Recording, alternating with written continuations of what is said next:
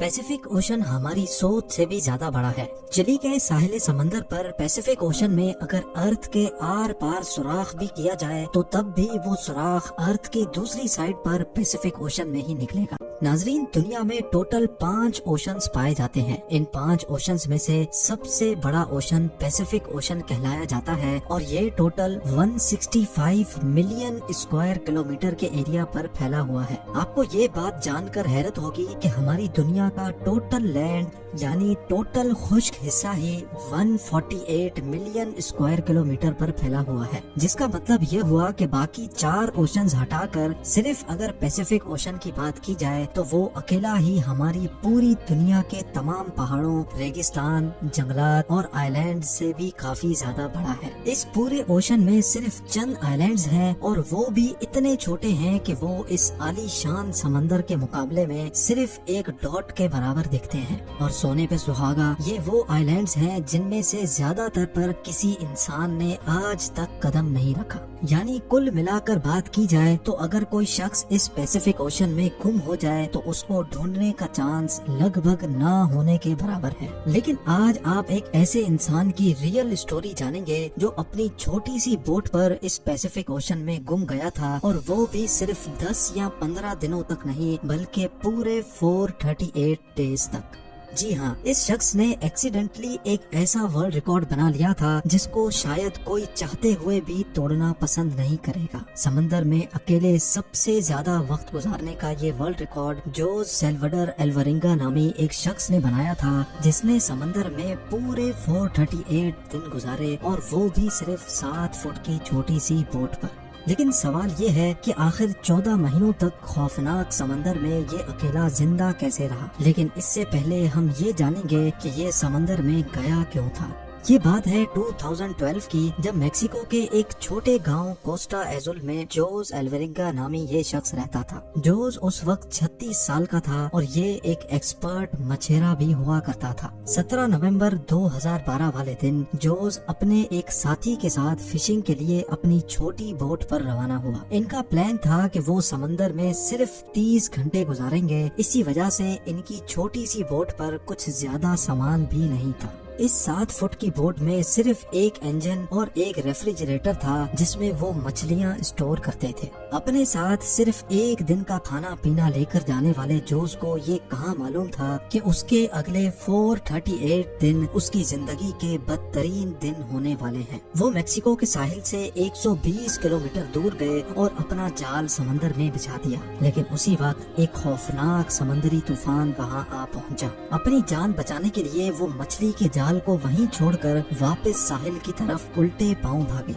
पूरे 6 घंटे बोट को मुसलसल तेज रफ्तार में भगाते सुबह के 7 बजे वो साहिल से अब सिर्फ 20 किलोमीटर दूर थे और उनको अपना गांव नजर भी आने लगा था। वो इस तूफान को तो काफी दूर छोड़ आए थे, लेकिन अब उनकी किस्मत काम करना छोड़ गई थी। साहिल से सिर्फ 20 किलोमीटर की दूरी पर उनकी बोट का इंजन खराब हो गया था। अब ना ही उनके पास चप्पू थे और ना ही बोट की डायरेक्शन कंट्रोल करने वाला सेल, लेकिन उनके पास एक रेडियो था जिसके जरिए उन्होंने अपनी लोकेशन अपने बॉस को भेजी और उनके जवाब का वेट करने लगे। लेकिन उसके बाद जो हुआ वो हर मछेरे का घिनौना ख्वाब होता है। जी हाँ, अपने बॉस के जवाब का वेट करते करते उनके रेडियो की बैटरी भी जवाब दे गई और अब इन दोनों मछेरों का बाहर की दुनिया से कांटेक्ट खत्म हो चुका था। जोस एल्वरिंगा और उसका साथी अभी इसी शौक में थे कि अचानक वो हुआ जिसका बिल्कुल भी अंदाजा नहीं था। तेज हवाओं ने उनको वापस समंदर की तरफ धकेलना शुरू कर दिया था और जो साहिल उनको नजर आ रहा था वो आहिस्ता आहिस्ता उनसे दूर होता चला गया।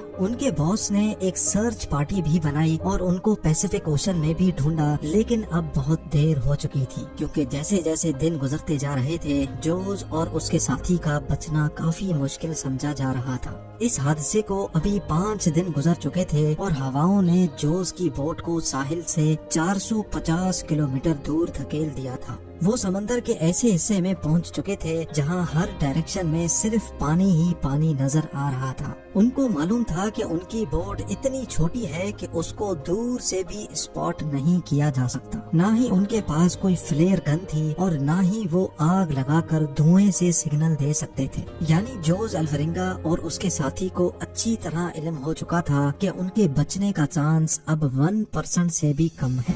جو کھانا پینا وہ ساتھ لائے تھے وہ پہلے ہی ختم ہو چکا تھا، اسی لیے اب پیٹ بھرنے کے لیے انہوں نے اپنے ہاتھوں سے ہی ان پرندوں کو پکڑنا شروع کر دیا جو ان کی بوٹ پر آ کر بیٹھتے تھے، یا پھر بوٹ کے آس پاس موجود مچھلیوں کو پکڑ کر کچا کھانے لگے۔ سمندر کا کھارا پانی پینے سے انسان کی موت ہو سکتی ہے، اسی وجہ سے انہوں نے بارش کا پانی سمندر میں تیرنے والی پلاسٹک بوٹلز میں جمع کر کے پینا شروع کیا۔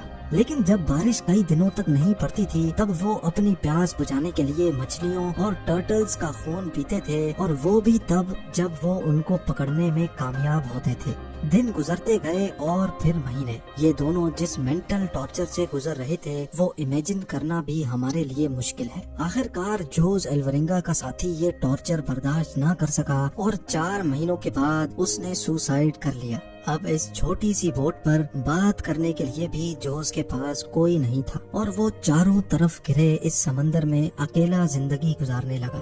میپ میں دیکھا جائے تو ایک اندازے کے مطابق اب جوز پیسیفک اوشن کے اس حصے میں موجود تھا اور یہ دنیا کا خاموش ترین حصہ مانا جاتا ہے، حتیٰ کہ یہاں سے کارگو شپس بھی کبھی کبھار گزرتی ہیں۔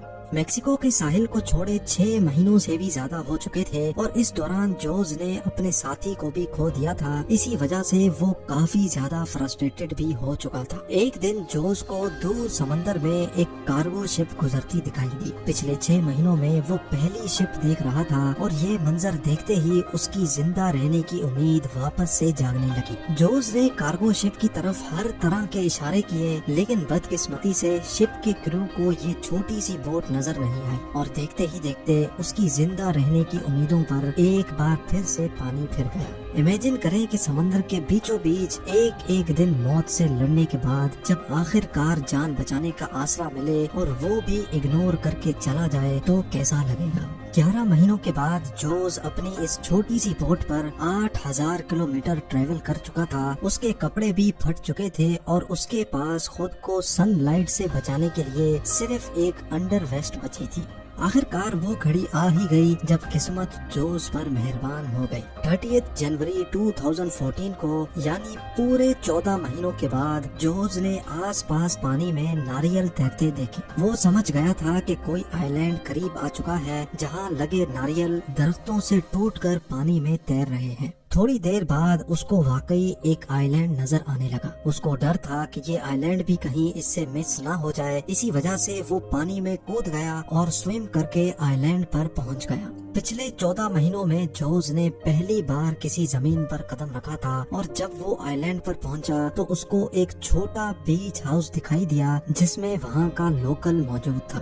پچھلے 438 ڈیز میں جوز کا پہلی بار کسی اور انسان سے کانٹیکٹ ہوا تھا۔ یہ آئی لینڈ مارشل آئی لینڈز کا ایک ریموٹ آئی لینڈ تھا جس کو ایبون ایٹول کہا جاتا ہے، اور یہ آئی لینڈ جوز کے سٹارٹنگ پوائنٹ سے 11000 کلومیٹر دور ہے۔ یہ بھی جوز کی قسمت تھی کہ وہ سمندر میں ایک چھوٹے ڈاٹ جتنے آئی لینڈ کے قریب پہنچ گیا تھا، ورنہ اگر جوز سے یہ آئی لینڈ بھی مس ہو جاتا تو اگلا اسٹاپ اس کا فلپینز میں ہوتا، جو اس آئی لینڈ سے بھی 5000 کلومیٹر مزید دور ہے۔ وہاں سے جوز کو واپس اپنے گھر بھیجا گیا، جہاں پہنچتے ہی ایک اور مصیبت نے اس کو گھیر لیا۔ جی ہاں، واپس پہنچنے پر جوز نے 438 ڈیز کے نام سے ایک بک پبلش کی، لیکن جوز پر اپنے ساتھی کو مارنے کا الزام لگا کر اس پر کیس کر دیا گیا۔